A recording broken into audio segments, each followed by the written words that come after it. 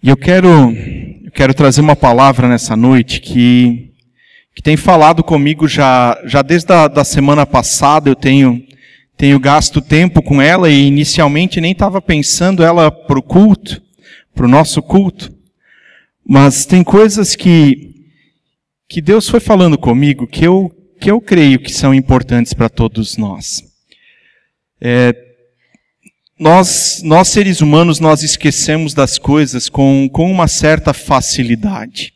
A gente sabe de algumas coisas, o tempo vai passando e de repente a gente esqueceu isso. Talvez os homens um pouquinho mais, e eu lembrei de algumas vezes que eu saía de casa para ir no supermercado, porque a Graziela tinha me mandado, a palavra é essa mesmo, me mandado, comprar alguma coisa. E a lista tinha 4, 5 produtos e ela falava o que era e eu disse, ok, copiado. Chegava no supermercado e lembrava do primeiro produto, achava o primeiro produto, chegava no segundo, eu já dizia o que era mesmo. Daqui a um pouco lá no meio do supermercado, andando nos corredores lá, eu lembrava, era isso. Mas os outros 3, 4 já não tinha mais chance de eu lembrar. Mas eu lembrava do número. Eram 5, eram 6. Então eu fazia de conta que eu tinha lembrado e botava pelo menos 6 coisas no carrinho e chegava em casa com essas. Como ela falava as coisas para mim, ela também não tinha prova de que ela tinha me dito uma coisa diferente daquilo que eu tinha trazido. Mas ela começou a ficar mais esperta com isso e começou a fazer uma listinha, um bilhetinho. Primeira, segunda vez, esqueci a listinha.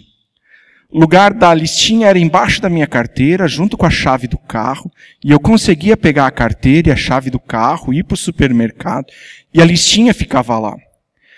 Hoje eu não esqueço mais a listinha, porque eu vi algo no supermercado que me deixou um pouco traumatizado.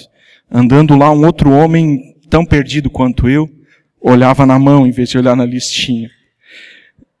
Eu depreendi que a mulher dele pegou a mão dele e escreveu na mão para evitar que ele não esquecesse a listinha. E eu não quero chegar nesse ponto da Graziela ter que escrever coisas na minha mão, no meu braço, então eu tento lembrar da listinha. Nós esquecemos as coisas. E tem coisas da palavra que de repente a gente já ouviu algumas vezes dentro da nossa caminhada de fé. E a gente até guardou isso como algo precioso para nós por um certo tempo. Mas à medida que os dias vão passando, que as horas vão passando, outras coisas começam a ocupar nossa mente e de repente isso se dilui e a gente já não lembra mais dessas coisas. Eu quero falar hoje à noite sobre a importância que tem para uma espiritualidade saudável de nós lembrarmos qual é a razão da nossa existência. A igreja tem, para mim, 2 objetivos fundamentais. O primeiro deles é testemunhar a respeito do que Jesus fez. Jesus vem como promessa do Pai para buscar e salvar o perdido. E ele chama a cada um de nós pelo nosso nome e não deixa de continuar nos chamando até o momento em que nós respondemos positivamente a esse chamado. Mas agora esses que estão respondendo positivamente ao chamado têm a tarefa de continuar chamando. A primeira função fundamental, a razão da igreja existir, é anunciar com a sua vida, com os seus programas, com as suas atitudes que Jesus Cristo veio. Ele vem para buscar e salvar o perdido. A segunda coisa que é igualmente importante, a igreja existe para reunir aqueles que confessam Jesus como Senhor e Salvador da sua vida. As 2 coisas precisam caminhar juntas. A pergunta talvez que a gente pode ainda ir um pouquinho adiante nela aqui, é quem é a igreja? A igreja, ela é o grupo de pessoas que responde ao chamado de Jesus, de uma maneira simples. O ser humano que foi criado à imagem e semelhança de Deus, que foi criado perfeito, a respeito de quem Deus diz ficou muito bom, ele cede à tentação e cai em pecado. E isso é uma marca para toda a humanidade agora. Nós nascemos pecadores. E como pecadores agora tem consequência para a nossa vida. Tem contra nós uma sentença de morte. O apóstolo Paulo diz que o salário do pecado é a morte. O ser humano que tem contra si uma sentença de morte começa a achar meios de tentar voltar para o Pai, porque há um anseio no coração humano por isso. E a gente tenta criar os nossos próprios caminhos. E a gente aposta na religiosidade, a gente aposta nas boas obras, a gente aposta no comparativo com outras pessoas, dizendo eu sou bem melhor do que fulano. Eu nunca roubei, eu nunca matei, eu nunca fiz um monte de coisas. E com isso a gente está dizendo, não, eu mereço salvação, eu mereço estar de volta na presença de Deus. E isso não funciona, e vocês devem ter experimentado isso também. As tentativas humanas de reconciliação com Deus não acontecem quando elas são iniciativas nossas. A salvação é a iniciativa de Deus que vem ao nosso encontro e nos estende a mão, que nos chama pelo nosso nome. E a nossa parte nisso é apenas responder sim, é comigo, eu quero seguir. As tentativas humanas, elas terminam em fracasso. Mas Jesus vem e entra na história humana como aquele que entrega a sua vida na cruz. E Jesus entrega a sua vida como sacrifício pelo pecado de cada ser humano. E agora ele diz, eu abri a possibilidade. Eu abri a possibilidade de vocês voltarem para o Pai. Aliás, Jesus diz que Ele é a única possibilidade. Não há um segundo caminho. Não há um atalho. Não há um caminho mais fácil. Jesus é o caminho. E Ele convida, venham, me sigam. Mas a história não termina aí. A todos aqueles que Jesus convidou e tomaram a decisão de segui-lo, ainda tem uma promessa sobre a vida desses. Jesus diz que Ele foi preparar lugar. E quando tudo estiver pronto, Ele vai voltar e buscar os seus. Ser da igreja é tomar a decisão de seguir Jesus em algum momento da nossa vida. E segui-lo até o fim. A história da igreja, ou a existência da igreja pede que pessoas que se entregaram ao senhorio de Jesus se reúnam para a celebração e exerçam o seu dever de testemunhar. A gente logo pensa que essa história de testemunhar, ela é complexa e ela é para alguns especialistas. Quando Jesus nos incumbe os seus discípulos disso, Ele não pede que a gente escreva tratados teológicos. Ele não pede que a gente escreva uma nova dogmática cristã. A gente nem conhece essa palavra dogmática, né? Dogmática é tudo aquilo que a igreja crê. Não é isso.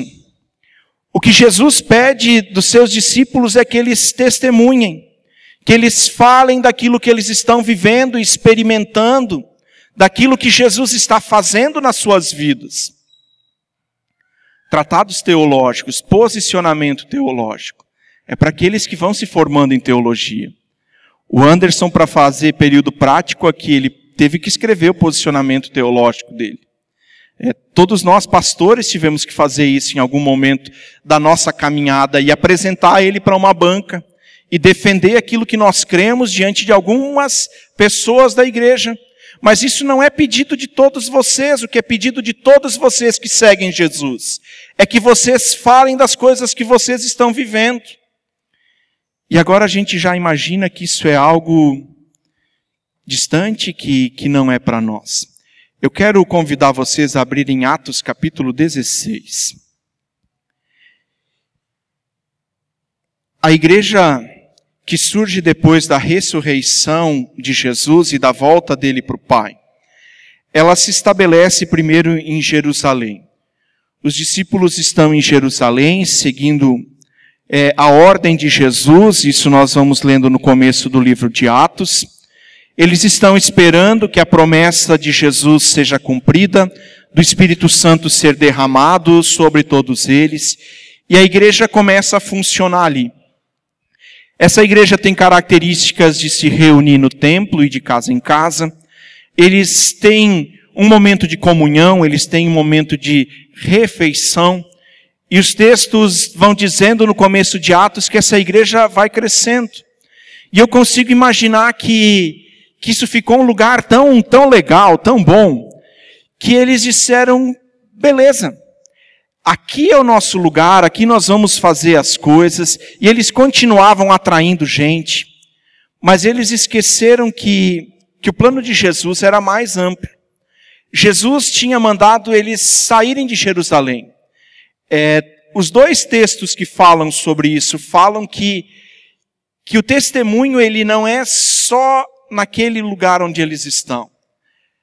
O texto de Mateus 28, Jesus diz que eles devem fazer discípulos de todas as nações. O texto de Atos 1:8 diz que os discípulos devem ser testemunhas em Jerusalém, lugar que eles estavam, Judéia, Samaria, até confins da terra. Mas como a igreja está muito legal, é bom a gente ficar por aqui. Nosso texto agora mostra a igreja chegando no continente que hoje é o continente europeu. Paulo, Silas, Timóteo, Lucas, são os missionários que estão viajando. 16, versículo 11, então, diz assim: partindo de Troade, navegamos diretamente para Samotrácia, e no dia seguinte a Neápolis. Dali partimos para Filipos, na Macedônia, que é colônia romana e a principal cidade daquele distrito. E ali ficamos vários dias. No sábado saímos da cidade e fomos para a beira do rio, onde esperávamos encontrar um lugar de oração. Sentamo-nos e começamos a conversar com as mulheres que haviam se reunido ali. Uma das que ouviram era uma mulher temente a Deus chamada Lídia, vendedora de tecido de púrpura da cidade de Tiatira. O Senhor abriu o seu coração para atender a mensagem de Paulo. Tendo sido batizada, bem como os da sua casa, ela nos convidou dizendo: se os senhores me considerarem uma crente no Senhor, venham ficar em minha casa. E assim nos convenceu. Paulo está fazendo missão. O grupo com o qual ele viaja é maior. Silas, Timóteo e Lucas estão juntos. A sequência do texto vocês podem também olhar em casa. É o texto onde Paulo e Silas são presos, também porque eles estão fazendo exatamente a mesma coisa que o nosso texto relata. Paulo e os outros saem no sábado para a beira de um rio porque eles querem encontrar um lugar de oração.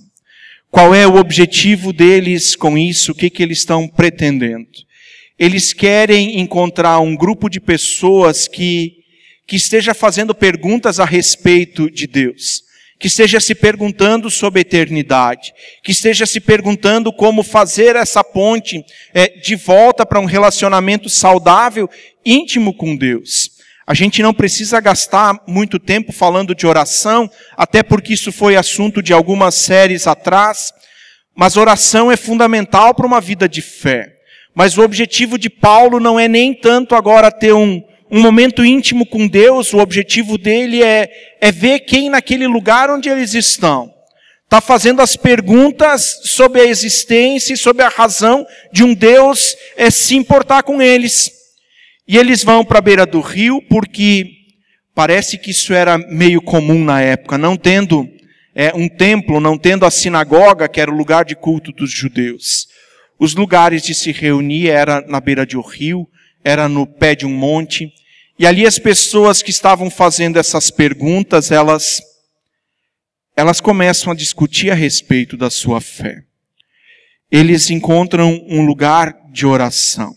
Orar faz parte do cotidiano de muitas pessoas que inclusive vão dizer que não gostam de igreja e que têm muitas restrições com o cristianismo. Na hora que a dificuldade bate a porta. Tem muita gente que diz, eu fiz uma oração. A questão para quem essa oração foi dirigida, e isso nós podemos discutir em outro momento. Mas orar faz parte do cotidiano de muitas pessoas no nosso contexto, no nosso país. Se vocês procurarem por espiritualidade no Google, vai abrir um monte de vocábulos, de lugares onde você pode descobrir a respeito de espiritualidade. Nem todas elas vão apontar para Jesus, que é o nosso caso. Mas a oração, a espiritualidade, são coisas que ainda estão em moda no nosso tempo. Mas parece que a gente, por alguma razão, perdeu a capacidade de descobrir os lugares onde as pessoas estão se reunindo para fazer as perguntas sobre Deus. A gente, em algum momento da história da igreja, imaginou que para as pessoas que têm perguntas sobre Deus, seja natural que elas entrem pelas nossas portas, sem que a gente faça esforço algum para isso acontecer. Espiritualidade, segundo Richard Foster, é o cuidado que nós oferecemos para a nossa alma. E nesse sentido, cada um de nós, estando no cristianismo ou não, vai fazer movimentos porque essa relação com Deus, que foi rompida pelo pecado, ainda é anseio do coração humano. Eclesiastes 3, versículo 11 diz que Deus criou tudo apropriado ao seu tempo.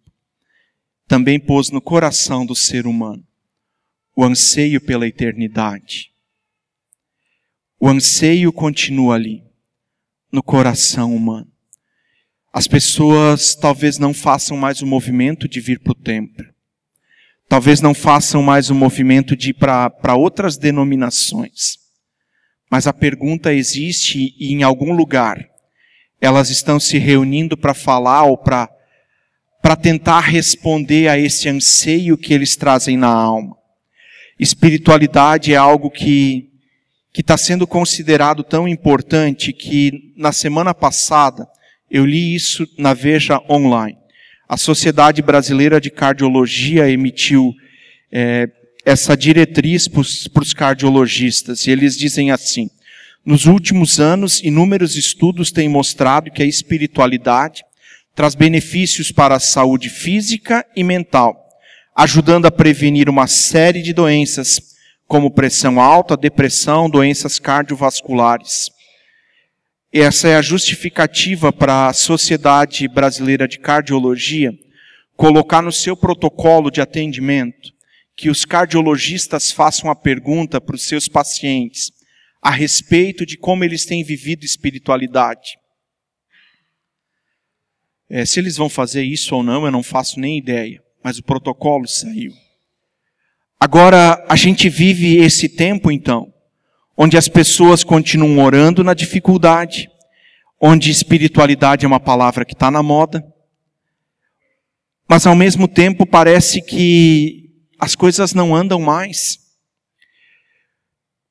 Quais são os lugares de oração no nosso tempo, pensando naquilo que o apóstolo Paulo fez, onde as pessoas vão saciar sua sede de espiritualidade? Eu tenho algumas ideias a respeito disso. Eu acho que um dos lugares onde as pessoas têm ido para tentar se reconectar com o eterno são as academias. Voltei a fazer musculação e eu sei que isso já está perceptível. Fazem 2 semanas e nessas 2 semanas, uma delas eu viajei 4 dias. Mas quando eu olho no espelho, eu já vejo a diferença. Então eu posso falar com muita autoridade a respeito disso. As pessoas estão na academia porque elas querem se eternizar.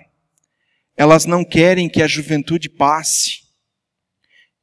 Eu não estou amparando a minha fala agora em dado científico, é a minha impressão. Pode ser que venha alguém e me desminta com isso.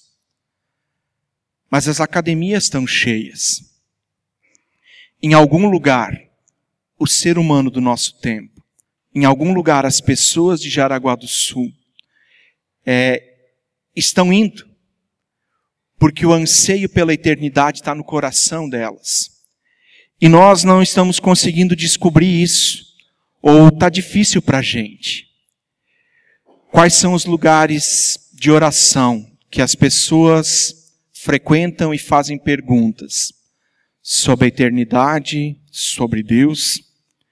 Se nós conseguirmos descobrir esses lugares, é nossa tarefa estarmos lá. E não nos misturarmos à multidão. Fazermos diferença ali. Segunda coisa que o texto nos diz é: Paulo e os amigos dele chegam nesse lugar, eles encontram um lugar de oração e diz o texto que eles começam a conversar. Interessante isso, né? Eles puxam assunto e o texto fala que tem um grupo de mulheres lá. Se tinham outros, a gente não sabe. Mas eles puxam conversa com esse pessoal. Nós somos diferentes, as pessoas são diferentes umas das outras. Tem gente que diante de uma boa experiência não vai cansar de falar disso. Vai espalhar aos quatro ventos aquilo que foi bom para ela. Descobrem uma pizzaria, uma notícia e espalham isso. Outras pessoas são mais reservadas e elas só vão falar das descobertas boas que elas têm feito se elas forem provocadas a respeito disso. No meu caso, eu preciso da provocação, eu preciso da pergunta para falar. O Rafa e o William sempre ficam dizendo nas nossas viagens que para qualquer lugar que a gente vai, eu conheço uma churrascaria. Mas eu não fico falando disso. Eles têm que me fazer a pergunta no carro: onde nós vamos almoçar? Eu conheço aquele lugar. As pessoas são diferentes e algumas vão falar com muita naturalidade das boas experiências que elas vão tendo. Outras vão ter que ser perguntadas a respeito disso. E acho que é aí que nós nos encontramos nessa história de começar conversas. Christian Schwartz, o autor do Desenvolvimento Natural da Igreja, e alguns de vocês já fizeram o curso dos dons, vão lembrar disso. Ele diferencia entre dom e funções universais. Ele coloca isso quase que em lados opostos. Dom como aquele presente que nós recebemos de Deus e o evangelismo, ele aparece na lista dos dons. E de repente agora tem pessoas que em qualquer conversa vão conseguir fazer a ponte para falar de Jesus. Com muita naturalidade, sem estresse, sem preocupação, numa conversa qualquer. Vão falar daquilo que está bom na sua vida. Outros vão estar no outro lado. E esse é o meu caso. Nas questões pessoais, pregar é mais fácil. Falar com alguém individualmente a respeito da minha fé nem sempre é tão fácil para mim. E quando eles descobrem que eu sou pastor, é pior ainda, porque aí eles já dão alguns passos para trás. Na academia eu não disse que eu sou pastor. E as conversas ainda estão acontecendo. Em algum momento eles vão descobrir. E aí eu temo que eu fique sozinho num canto, nos aparelhos, não tenha mais pessoas. No meu caso, para falar de Jesus eu preciso ser provocado, e o Christian Schwartz vai dizer que isso é função universal. Nenhuma pessoa que crê em Jesus tem o direito de dizer: eu não vou falar da minha fé, porque isso é para todos nós. Ele coloca como função universal outras coisas. A oração, a contribuição, isso não precisa dom para você fazer, isso é tarefa, isso é ordem de Jesus, para todos os que creem. Dom é para alguns, e de repente para alguns vai ser tudo muito fácil, especialmente agora no evangelismo falar de Jesus. Desde a minha conversão, lá na minha adolescência ainda, eu tenho claro para mim que isso é uma tarefa que eu tenho. E ao longo dos anos eu fui fazendo isso, mas eu preciso pensar a situação. E algumas vezes fiz coisas que não foram testemunho, foram um desserviço para o reino. Eu trabalhava numa empresa pública no Rio Grande do Sul antes de ter uma fábrica de móveis e antes de estudar teologia. Eu sou velho. E nessa empresa eu tinha um chefe que não era cristão. E eu, no ímpeto de evangelizá-lo e não achando as palavras para o diálogo, eu escrevi uma carta, datilografada, para que ele não descobrisse que fui eu. Datilografei a carta, botei dentro do envelope e deixei em cima da mesa dele. Não sei se foi depois do almoço, se foi no início da manhã, quando ele volta a ver aquela carta ali. Eu nunca vi ele tão brabo como naquele dia. Pergunta, ele sabe que fui eu que escrevi a carta? Não sabe. Porque eu diminuí, eu disse, eu não vou falar nada que fui eu que escrevi isso. Ainda assim, ainda que a gente tenha tentativas que não funcionam, enquanto cristãos nós temos que começar as conversas, para que a gente fale daquilo que está fazendo diferença na nossa vida. E se nós não falarmos, como as pessoas vão crer?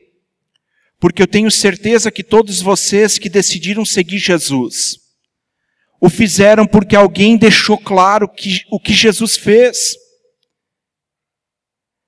Bill Hybels, no livro dele chamado Passos Simples para Atravessar as Salas da Vida e Alcançar os Perdidos. Essa palavra perdidos nem soa tão bonita. Mas ele diz que tem 3 coisas simples que nós podemos fazer para começar essas conversas. Ele diz, desenvolva amizades. Antigamente, quem chegou à igreja há mais tempo do que eu, e eu ainda ouvi isso, ouvia mais ou menos assim. Agora que você é da igreja, você não se mistura mais com o mundo. E a gente foi treinado a deixar para trás todas as nossas amizades, porque elas podiam nos desviar do caminho. E muitas vezes foi assim, em tese isso não está errado. Mas se a gente rompe todos esses vínculos com as pessoas que não são da igreja, que não entenderam quem Jesus é, com quem nós vamos falar a respeito do que Ele está fazendo na nossa vida? Nós vamos falar entre nós. E vai ser legal, nós vamos ter conversas muito boas entre nós, que vão nos ajudar, que vão nos edificar. Mas a nossa tarefa não é só essa. Nossa tarefa também é para com os de fora. Desenvolva amizades. Faça uma listinha com algumas pessoas com quem você convive, que não são cristãs, que não estão em nenhuma igreja. E não se preocupe num primeiro momento de falar de Jesus. Traz elas para a tua casa, desenvolve relacionamento com elas. Claro, você tem que ter cuidado, porque é você que está querendo influenciar, não o contrário. Segunda coisa que o Bill Hybels diz, ele diz, descubram as histórias. O que essas pessoas já viveram. E nós só vamos descobrir as histórias delas se nós de fato convivermos. Se nós não convivermos, nós podemos até imaginar. Mas nós não vamos saber. E de repente, no conhecer a história dessas pessoas, você vai identificar links que você pode agora, a partir da história que eles têm, e a sua história com Jesus, você fazer contatos nisso. Para dar um exemplo só. De repente você conectou com alguém, desenvolveu amizades e descobre que na vida dessa pessoa ainda tem uma marca muito pesada de um óbito que aconteceu na família. E você pode ter passado por algo semelhante, a esperança na ressurreição fez você passar por esse período consolado, esperançoso. E agora você sabendo que você tem coisas parecidas, você pode fazer esses links, mas sem conhecer a história do outro. A gente corre o risco de escrever uma carta com toda a nossa teologia e colocar em cima de uma mesa. E no instante seguinte a gente ter medo de assumir que a gente fez isso. Isso acontece com vocês, não aconteceu comigo. Terceiro passo que o Bill Hybels diz é: descubra o que fazer depois disso. Se você conectou com pessoas, se você tem amigos, se você conhece as histórias deles, agora ore para que Deus mostre como você vai fazer a ponte disso. Terceira coisa que o texto nos diz. Os primeiros 2 movimentos, eles são nossos. Deus pode nos mostrar o lugar de oração, eu não tenho dúvida disso. Ele pode nos dar a coragem, a empatia para começar as conversas. Mas essas 2 coisas, elas dependem de decisões nossas.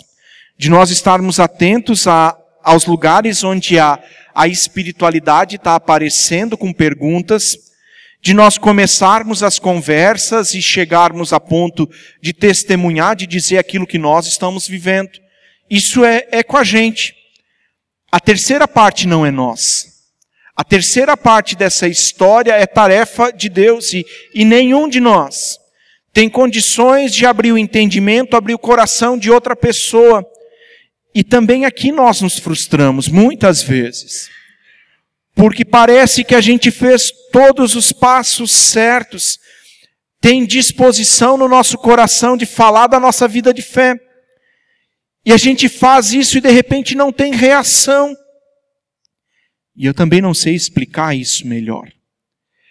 Porque algumas pessoas Deus abre o coração e outras parece que não.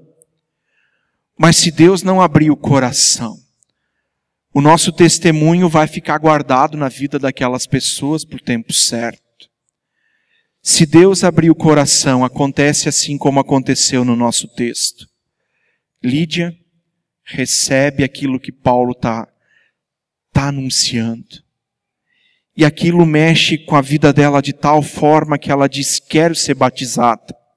Mais do que isso, ela diz, se vocês me julgam uma crente, se vocês acham que eu pertenço a Jesus, essa reunião não precisa mais ser na beira do rio, ela pode ser na minha casa.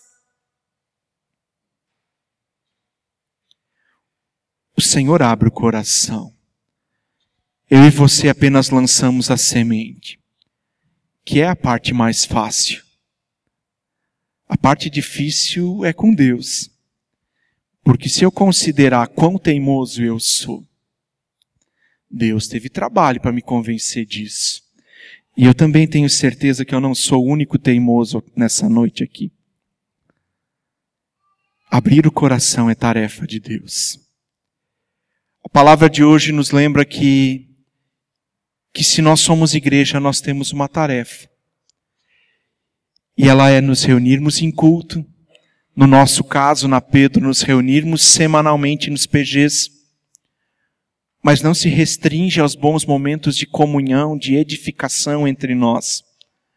A nossa tarefa é com aqueles que ainda não estão aqui. Nós precisamos lançar semente. O resto é com Deus. Mas só vai haver fruto se a semente for lançada. O germinar, o crescer, o produzir fruto é tarefa de Deus nessa história. Eu quero convidá-los nessa noite a tomarem decisão de escrever numa listinha algumas pessoas que você quer desenvolver amizade com elas. Pessoas com as quais você quer gastar tempo, conhecer as histórias. No tempo certo, Deus vai dar palavra para você ajudar essa pessoa com o anseio que há no coração dela pela eternidade. E se ainda for difícil você falar da sua fé, você também tem a oportunidade de convidá-los para vir. Algumas semanas atrás, numa pesquisa que foi divulgada pelo seminário Fuller, falava de como as pessoas tomaram decisão por Jesus.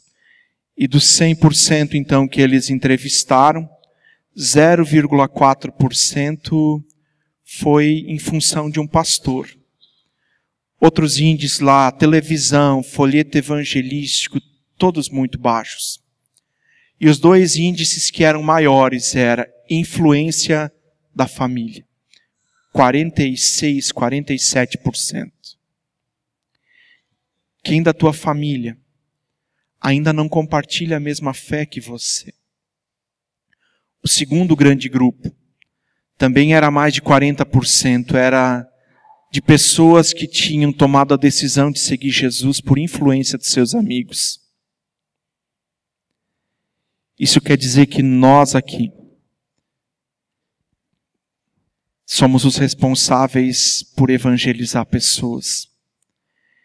Isso vai ser investindo tempo na vida delas. Isso vai ser falando do que Jesus está fazendo na nossa vida. Isso vai ser convidando as pessoas para vir. Que Deus nos ajude, que Deus faça essa semente germinar no teu coração. E a última coisa, eu comecei dizendo que igreja é o grupo de pessoas que tomou uma decisão por Jesus. E talvez você também não tenha clareza sobre isso ainda. Sobre o fato de você ter tomado uma decisão de seguir Jesus em algum momento da sua vida. E eu quero convidar você, se você não lembra, de convidar você a tomar decisão nessa noite. Não procura outros caminhos. As tentativas humanas de reconciliação com Deus, elas vão acabar em frustração. Mas o convite de Jesus continua sendo esse para cada um de nós. Me sigam. Me sigam e eu farei de vocês. Siga a nossa comunidade nas redes sociais para receber conteúdo exclusivo, avisos e eventos. É só procurar Comunidade Apóstolo Pedro no Facebook ou Instagram. Ou acessar o nosso site apostolopedro.com.br.